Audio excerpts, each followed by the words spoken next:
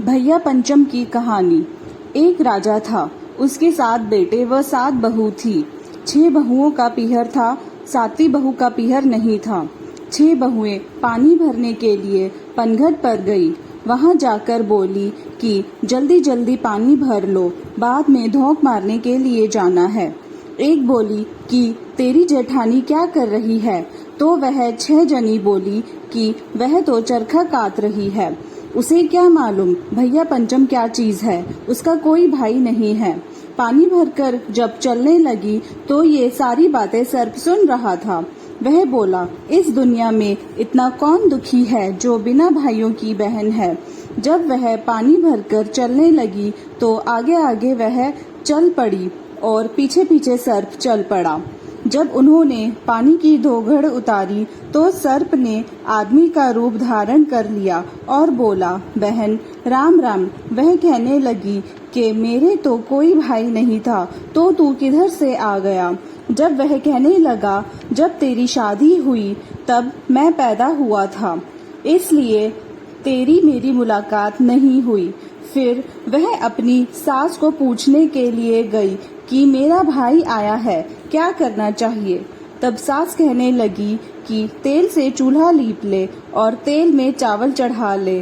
अब ना तो चूल्हा ही सूखा ना चावल ही पके। फिर पड़ोसन से पूछने लगी कि मेरा भाई आया है, क्या करना चाहिए। तो वह कहने लगी कि मिट्टी से चूल्हा लीप ले और पानी में चावल चढ़ा ले।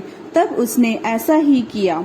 दाल चावल बनाए, घी भूरा निकाला और भाई को जिमाया। जीमने के बाद भाई बोला कि बहन मैं तुझे लेने के लिए आया हूँ। तब भाई बहन दोनों चल पड़े। जंगल में जाकर बोला कि अब मैं सर्प बनूंगा और इस बाम्बी में जाऊंगा, तू मेरी पूंछ पकड़ लेना, डरना नहीं। और वह उसे बाम्बी के अंदर ले गया। वहां पहुंचने के बाद सब कहने लगे कि हमारी बहन आई है। कोई कहने लगा कि हमारी बुआ आई है। भाभी बोली हमारी नंद आई है। हर रोज माँ अपने बच्चे को दूध पिलाती थी और वह देखती थी। एक दिन बोली, आज दूध मैं पिलाऊंगी। तब वह बोली, ले दूध तो पिला ले, पर गरम दूध पर घंटी मत बजाना। उसने गलती से गरम गरम दूध पर घंटी बजा दी, जिसके पीने से किसी की जीभ जल गई, किसी के फन जल गए, किसी की पूंछ जल गई। तब सब गुस्से में बोले कि हम इसे खाएंगे। तब माँ बोली कि इसे छोड़ दो, इससे गलती हो गई, मैं माफी मांगती हूँ। अब उसे वहाँ रहते रहते बहुत दिन हो गए। फिर उसकी भाभी को लड़का हुआ। वह बोली, मांग ननंद तुझे क्या चाहिए। तब वह बोली, मैं तो 9 लखा हार लूंगी। उसने वह 9 लखा हार अपनी नंद को दे दिया और बोली, अगर यह हार तू पहने तो हार रहेगा, अगर और कोई पहनेगा तो सर्प बन जाएगा। राजा का लड़का उसे लेने आया तो उसने भगवान से प्रार्थना की, भगवान मेरा 2.5 दिन का महल बना दो। अब वहाँ पर बाम्बी की जगह महल बन गया। राजा का लड़का आया, उसे लेकर चला गया। उन्होंने उसे खूब धन दौलत दिया।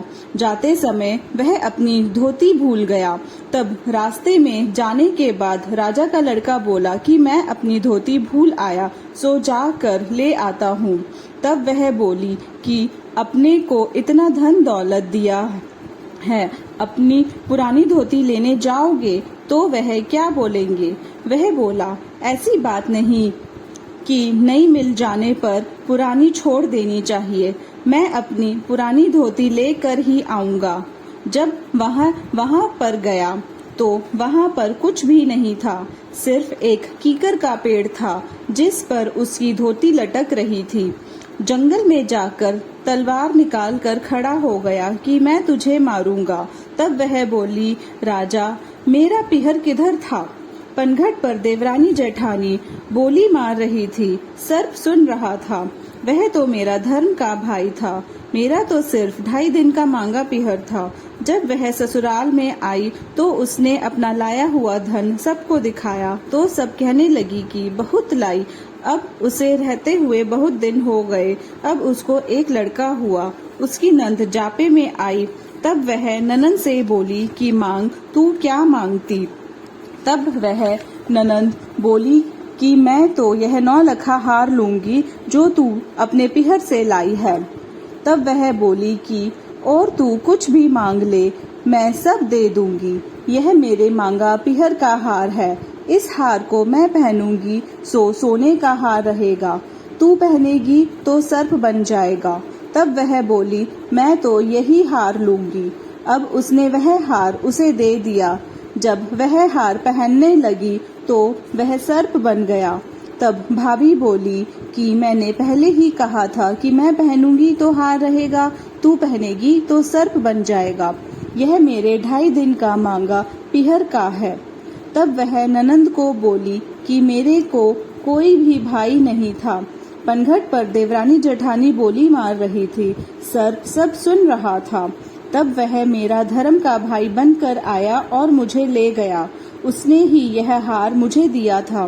मेरा तो 2.5 दिन का मांगा पिहर था। तब नंद बोली कि भाभी भैया पंचम का इतना सत है? तो वह कहने लगी कि हाँ, जो कोई सच्चे दिल से करे। इस दिन चने से धोख मारे, चने काट के झाड़ में पिरोएं, ठंडा खाना खाएं और नाग देवता की पूजा करें।